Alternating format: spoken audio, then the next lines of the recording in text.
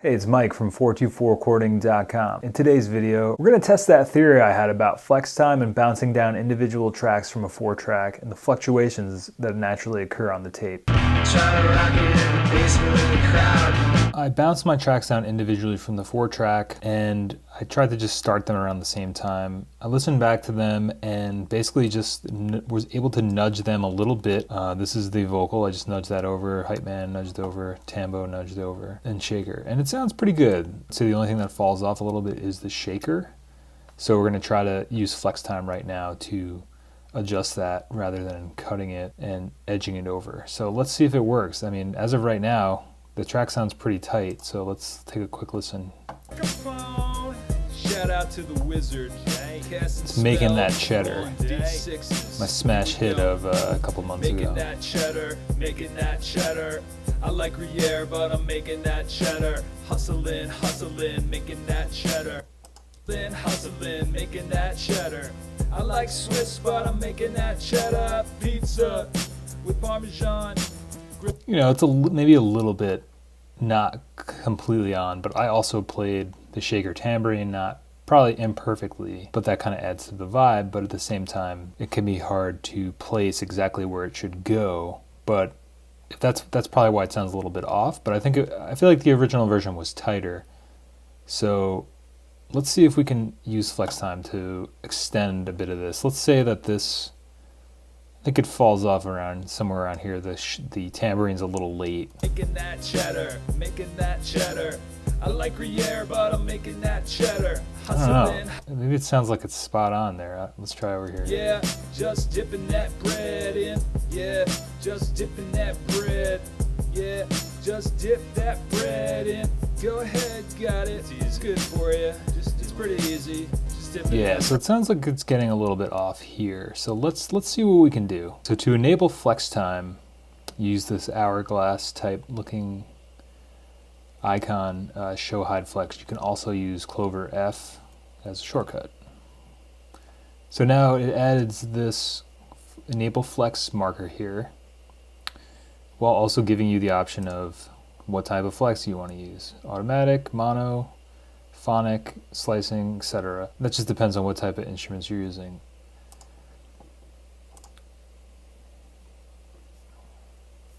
Alright, so there we go. So how it works is now it just kind of slices these transients. You know, basically the algorithm sweeps through, picks out all the transients, and gives you a flex marker, which are these gray markers here. And see, if you click on this, I added one there. And now I can move it back and forth. Let's see what that's doing further back. So basically what happens now is this grayed out flex marker is slowed down. My computer's freaking out. Okay, so right here it's normal. Let's say we want to move it up a little bit, speed it up. So now this yellow section is sped up and this grayed out section is a little bit slowed down. Let's see if we can hear that really quick. See, it's like way off because it was on before. It's way off because it was on before. So let's undo that. All right. Cool.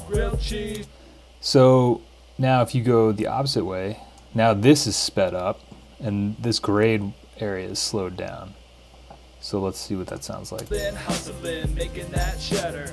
I like Swiss, but I'm making that cheddar. Pizza. It's like almost grilled cheese. Extra man. I'm like the upbeat, which was complete accident. So let's undo that. My computer is freaking out. So I think we said here is where it sounds like it's coming off a little bit. Go ahead, got it. It's good for you. It's pretty easy. Just dip it in. Practice, but all day. I mean, it sounds like it's pretty on. So I guess this just proves me, of course this happens because I'm trying to prove a point with this. But judging by how this works, I would say that this, it looks like it could work for what I expected it to do. But just for fun here, let's just bump it up and see what happens. Let's try to bump it up a little bit. We get a 5-day weekend, just dipping that bread in, just dipping that bread in, yeah. just dipping that bread. Yeah, I feel like it's dragging a little bit. So let's see what happens if we add a marker right here. So we're gonna just add one right there. And so now I'm just gonna simply move it up a little bit. Just dipping that bread in, just dipping that bread in, yeah, just dipping that bread in, yeah. See, now this section got slowed down.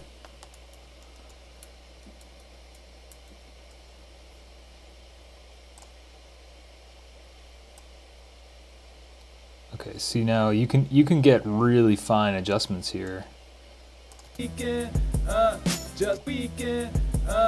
That's kind of cool. Basically, flex time allows you to move transients around. You could really perfect performances with this. But so if we go in, basically, so you can really perfect this if you want. I think flex time will work for what I'm thinking it'll work. So I think the theory is spot on. I just wish that my track was a little more off, but it doesn't, for some reason, I don't know if because it's a new tape, because I didn't record a lot to it or get it stretched out. It's almost like it's almost too perfect to illustrate this, but I hope this gives you somewhat of an idea of how this flex time works. I think it could be a really useful tool for your 4-track endeavors if you wind up splitting up your tracks one by one, especially if you have a drum beat or drum machine track that is pretty on point. It'll be very easy to line up transients and such. But just for an illustration, really quickly, let's put these tambourine hits directly onto the snare hits. Just dipping that bread in. Zoom in a little bit. I mean, they're pretty close, but let's just to illustrate this. So there we go. We lined it up. I mean, it's just kind of silly how, I mean, I would never go through and do this, but I just wanted to show, like, I guess I'm doing it now, but I just wanted to show that the capabilities of this, if your tracks were really out of alignment, you could very easily just add one like that and then move this whole thing up a little bit, slowing this part down, speeding this part up, etc. So like if your track is falling out, you know, you can see now this is a little bit slower, this is a little bit faster. You know, if your tape is warbling a lot, or if the tape is warped, or if it's, you know, you run into that when you bounce tracks independently, like I did here. But for some reason, like I said, these tracks are lining up good just from this little nudge I did in the beginning that I showed you. So, but if I wanted to get really freaky with it, that's what you can do, you know. If my tape was really off, or if my performance was really off, I could really come in here and fix it. Personally, I wouldn't want to mess with it this much. But if something was really bothering you, or something was really off, or the tracks really off from each other, I think you could use flex time quite easily to fix parts. Just dipping that bread in, just dipping that bread in, yeah, just dipping that bread in, yeah, just dipping that bread. Now this part's like sped up, you can hear it. That bread in. Go ahead, it's kind of fast. It's Once I take that off, it's pretty easy. Just dip it in practice, but all day, just dip it in all day, all right? Well, I hope this gives you an idea of what is possible with flex time. I'm sorry that my computer fan is freaking out. But anyway, so that's flex time with 4 tracks, and in practice, I think it could work really well. Well, I hope this gives you an idea of the capabilities of flex time. Honestly, I think you'd be better off just bouncing each of the 4 tracks down simultaneously through the 4 tape outputs on the back of the Tascam 424, and hopefully your 4-track has this as well. But maybe you bounce down tapes that are now gone or destroyed in one track at a time. Hopefully, maybe this could fix the tape fluctuations. I think there's a lot to be uncovered here, and I wish you well in your own journey with flex time. I think it's a good way to marry the new digital stuff with the older cassette tape stuff. Why not use it to help out if you can, or if it makes sense to do so? I mean, in my version, I nudged things a little bit and it helped out a lot. And not that I'm wishing myself ill, but I hope that someday I have a tape that is a lot worse than the Making That Cheddar tape, because that was clearly